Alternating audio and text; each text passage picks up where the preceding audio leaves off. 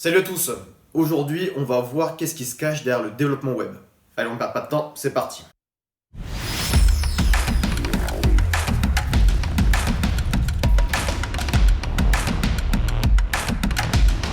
On va commencer tout d'abord avec le HTML et le CSS. Donc ça, vous en avez déjà entendu parler, bien sûr, mais bon, on va quand même l'expliquer. Donc le HTML va nous permettre de créer le squelette de notre page internet. Ça va être les textes, ça va être les balises, si on met le texte en gras, en italique, le titre de la page, etc. Ensuite, avec le CSS, donc on va créer des feuilles de style pour pouvoir modifier ce contenu, pouvoir mettre du style à l'intérieur. Le texte en bleu, je vais mettre une image centrée au milieu. Qu'est-ce qu'on pourrait faire d'autre? Ce bloc de texte, je vais mettre un contour rouge. Ça marche comme ça. Ensuite, si on veut ajouter des animations, par exemple, parce que là le site est statique, il ne se passe pas grand-chose, on va utiliser le JavaScript. Alors, le JavaScript a beaucoup d'utilité, il nous sert à beaucoup de choses, mais là, dans notre site, il va peut-être nous permettre, quand on arrive sur la page, que le contenu se charge au fil de l'eau. Peut-être, je sais pas, quand on clique sur un bouton, une animation apparaît. Voilà, il va nous servir à ça. Vous avez sûrement déjà entendu parler de Bootstrap, qui est une librairie qui utilise le JavaScript, qui va nous aider à justement mettre en forme notre site. Il suffit d'aller sur leur site à eux, sur le site de Bootstrap, et de regarder un peu ce qu'ils proposent. Et ensuite, vous pouvez tout simplement faire un copier-coller et le mettre sur votre site.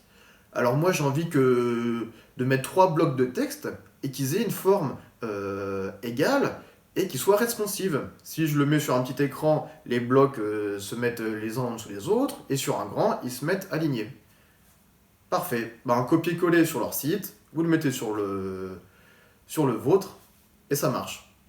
Dès que je vais sur mon site, j'ai des cercles avec un pourcentage, et j'ai envie qu'ils se remplissent progressivement. Pareil, on va sur leur site, on regarde ce qu'on peut trouver, copier-coller, et c'est parti. Donc là, c'est top. On a un site qui a un contenu, qui est un peu plus dynamique, qui est un peu plus joli. Mais là, ce qu'on veut, c'est peut-être qu'il soit vraiment dynamique, qu'on ait des données sur ce site. Alors là-dessus, on va ajouter du PHP. Alors le PHP va nous permettre, par exemple, je vais utiliser un formulaire de contact, ou peut-être pour se connecter à mon site. Alors PHP, lui, va récupérer les informations, les données, email, password, par exemple. Il les récupère et il va les échanger avec la base de données qu'il y aura derrière, qu'il faudra connecter. Ok, j'ai cet email. Est-ce que tu le connais? Oui, ok, c'est bon. Et j'ai ce password-là. Oui, c'est le bon password. Ok. PHP va dire, c'est bon, cette personne, je la connais. On peut la connecter à notre site. Voilà, donc avec PHP, on va pouvoir vraiment ajouter ce dynamisme sur tout notre site internet. Gérer des données, des algorithmes, etc. Ce qu'il faut savoir, c'est que PHP est beaucoup utilisé, notamment sur des sites comme WordPress, qui vont servir donc à créer un site internet de toutes pièces sans avoir de connaissances spécifiques en informatique. Alors ce qu'il faut aussi savoir, c'est que PHP est un vieux langage qui est toujours maintenu, mais qui a ses petites faiblesses. Il est assez faillible et on peut trouver souvent des failles de sécurité informatique à l'intérieur. C'est pour ça qu'aujourd'hui, un développeur purement PHP, ça n'existe plus trop. Si vous cherchez une offre d'emploi d'un développeur pur PHP, vous n'allez pas en trouver. Donc un conseil, c'est de ne pas trop vous attarder sur ce langage. C'est bien de connaître les bases de celui-ci, mais n'allez pas chercher plus loin.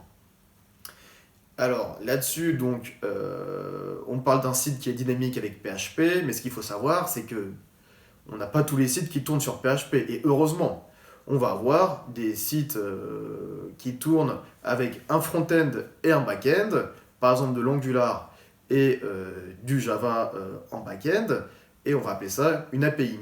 Une API, donc le front va appeler votre back-end sur certains points d'API, mais ce sera l'objet d'une nouvelle vidéo.